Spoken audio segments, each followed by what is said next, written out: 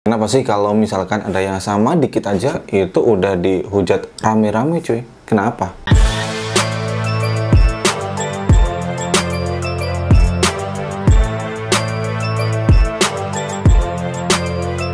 Halo semuanya, balik lagi dengan saya Nadif Farisma. Di video kali ini kembali lagi saya akan bahas sepatu yang kemarin sudah sempat saya unboxing, yaitu sepatu dari Miss Cash nih cuy ya.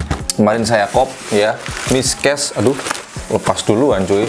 Ini yang saya tahu ya, Miss Cash itu sebelumnya adalah sebuah brand clothing ya. Mereka membuat t-shirt, kemudian hoodie, kemudian ada hat dan seterusnya, pokoknya clothing. Tapi kalau tidak salah juga ya, ini adalah sepatu pertama mereka, rilisan sepatu pertama mereka. Di sini diberi nama adalah sepatunya Syndrome. Nah, ketika sepatu ini rilis itu lumayan rame banget dibicarakan di Instagram. Ada beberapa media lokal yang mempost sepatu ini karena ada satu detail dari sepatu ini yang sama dengan brand yang lainnya. Oh sorry, bukan sama ya, dikatakan hampir sama dengan brand yang lainnya. Langsung saja ini kita buka. Ini sama seperti kemarin ya. Jadi di depan sini, di atas ini boxnya yaitu Miss Cash. Kemudian ini beda ya, beda font. Kenapa sih saya kurang tahu juga. Ini Miss Cash gitu ya. Ini Z kan, Z kan gini ya. Oh sorry, ini S ya. Kalau Z kan gini ya.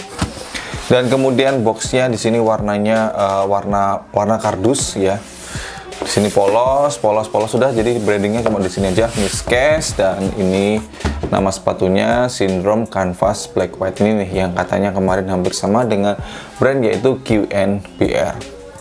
Kemudian di sini ada barcode-nya untuk ke Shopee. Sini saya pakai size 43, panjangnya adalah 28 cm. Jadi di brand ini itu pakai true to size, enak banget cuy. Jadi nggak perlu ribet-ribet kita ngukur kaki. Biasanya kita pakai size apa, yaudah kita pakai size itu. Jadi nggak perlu ribet. So, kita buka, ini yang kita dapatkan. Ini hang tag-nya udah saya lepas ya, karena memang sepatunya kan harus dipakai dulu cuy sebelum dibahas.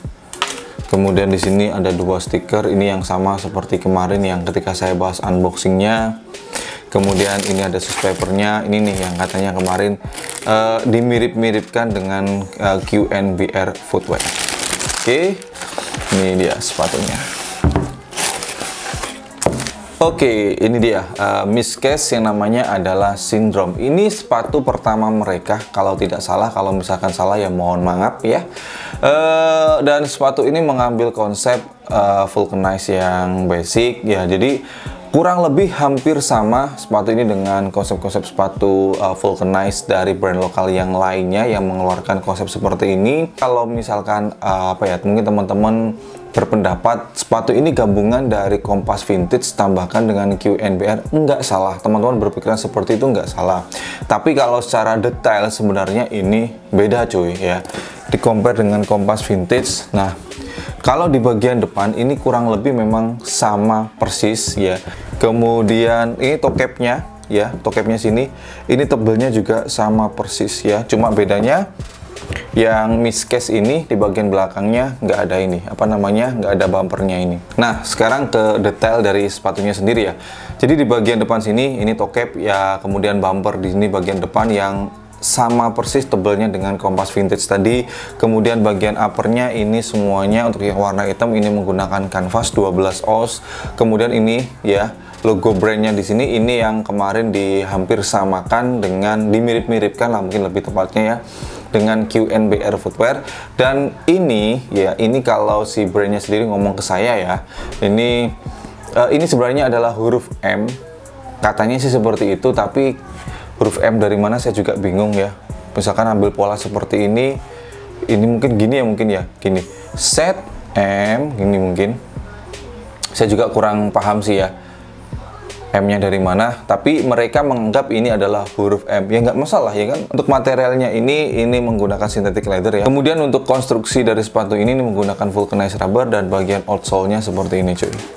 Ya outsole kebanyakan dari brand lokal yang lainnya sih ya. lumayan banyak yang pakai outsole seperti ini. Menurut saya sih wajar, karena apa ya, ini adalah sepatu pertama mereka. Jadi kalau misalkan di sepatu pertama ini mungkin dimirip-miripkan atau menggunakan material atau konstruksi yang kurang lebih hampir sama dengan sepatu lokal yang lainnya yang memang lagi booming banget, konsep sepatu seperti ini menurut saya adalah sangatlah wajar. Saya yakin di kedepannya mereka akan lebih apa ya, develop dan mungkin sedikit mengubah atau mungkin malah banyak mengubah di sepatu-sepatu berikutnya ya. Tinggal kita mengapresiasi aja ya. Caranya kalau misalkan kalian suka ya silahkan beli, kalian nggak suka ya udah ya. Nah, buat teman-teman kalau misalkan mau menghujat silahkan, itu hak kalian, tapi kembalikan ke diri kalian sendiri cuy. Ketika kalian punya brand, kemudian brand kalian dihujat, gimana rasanya? Kemudian di bagian tangnya sini ini ada label Miskes Made in Indonesia, berdiri sejak tahun 2008 dan ini dibuat di Tangerang, Indonesia. Tahun 2008, ini brand lama cuy ya, dan mereka seperti saya katakan tadi fokusnya di clothing. Kemudian di sini ada labelnya juga Miskes dan ini dia insole-nya. Nih, ini lumayan empuk banget.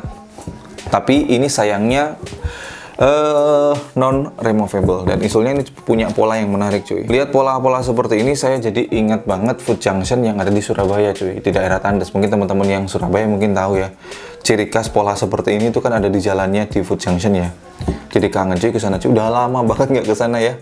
Corona kapan kelar dah. Ini ada sizingnya 43 tepat 28 cm sama dengan di boxnya tadi. Kemudian untuk masalah kerapian dari sepatu ini untuk masalah stitching sebenarnya sih aman, cuma ada satu saja di sini yang polanya nggak sama. Ya menurut saya adalah suatu hal yang wajar, sekali lagi wajar untuk brand yang baru mengeluarkan sepatu pertama, wajar banget. Kalau masalah lem, saya menemukan hanya ada satu saja, satu bagian. Nih, ini disebutnya dua bagian ya. Iya, dua bagian sih, tapi di tempat yang sama. Yang di sini satu dan di sini dua. Udah, yang lainnya bener-bener aman banget. Dan yang apa ya, saya apresiasi banget dari brand ini cuy.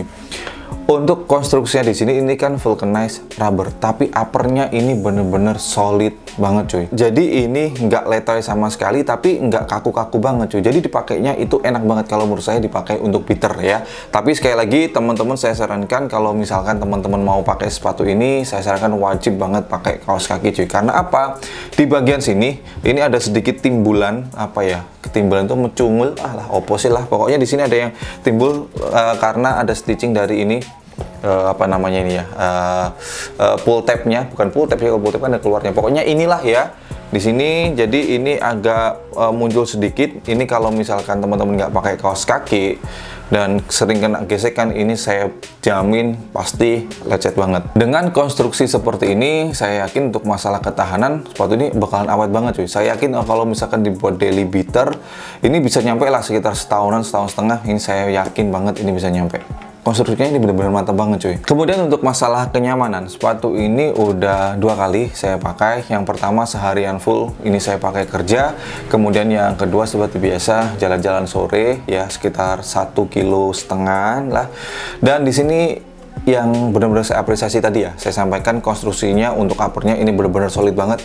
Sama sekali nggak ada yang berubah, nggak ada yang mengkeret apa ya, nggak ada yang mengkeriput, nggak ada yang keriput. Ini benar-benar semuanya solid banget bagian uppernya. Kemudian bagian depan sini ini lumayan lebar, jadi untuk tipikal kaki saya yang wide itu saya katakan ini lumayan nyaman ya. Feel dari sepatu ini ketika saya pakai, jadi saya inget banget ketika saya pakai Kompas vintage. Bener, beratnya. Kemudian bagian dalam, bagian sini nih, ini lumayan jepit karena ini kan tebel banget. Jadi sepatu ini kalau misalkan kita pakai 1 kali, mungkin di bagian depan sini masih lumayan agak jepit. Tapi kalau misalkan kita pakai sekitar 5-6 kali, ini bakalan mengikuti kaki kita. Dan ini kalau menurut saya sangat direkomendasikan kalau misalkan untuk dipakai beater. Yang saya sayangkan dari sepatu ini yaitu ada 2. Yang pertama adalah masalah tali ya. Sepatu ini tuh kalau nggak salah harganya adalah 280-an ribu ya, kalau nggak salah di Shopee kan sekarang ada diskon tuh sekitar 280 ribu. Harusnya kalau misalkan di angka 200-an ribu rupiah. Untuk kualitas talinya harusnya nggak seperti ini cuy. Masih banyak tali-tali yang lainnya yang lebih proper. Kemudian yang kedua, nah ini masalah yang dimirip-miripkan dengan QNBR Footwear ini. Sebenarnya kalau misalkan didetailkan ya ini beda. Tapi kalau misalkan mereka masih apa ya, dalam artian udahlah daripada capek-capek berdebat, daripada sakit hati dimirip-miripin, kalau menurut saya ini dihilangkan, ini bakal cakep banget cuy. Ini dihilangkan, sudah nggak pakai stripe, ini udah biarkan polos, atau misalkan diganti pola stitching atau bagaimana. Ini sebenarnya kalau secara on fit ya ini keren banget cuy, beneran. Ini secara on fit saya suka banget. Cuma di sini kalau menurut saya ini lumayan terlalu tebal. Kalau misalkan ini mau tetap dipakai terus ya, tapi semuanya kembali ke selera masing-masing ya. Itu hanya pendapat saya pribadi. Baik, segitu dulu untuk video kali ini. Jadi buat teman-teman semuanya, kalau misalkan teman-teman punya sepatu ini juga dan punya beda pendapat, silahkan tuliskan di kolom komentar di bawah. Dan saya pengen tahu juga untuk teman-teman, menurut kalian ini sama nggak dengan QNBR ya? Menurut kalian tuliskan di kolom komentar di bawah. Tidak bosan saya ingatkan, selalu dukung, bangga, dan pakai brand lokal karena lokal istimewa. Makasih udah nonton, saya Arif Warisman. Thanks for watching, stay positive, and your day be bright. See you next time.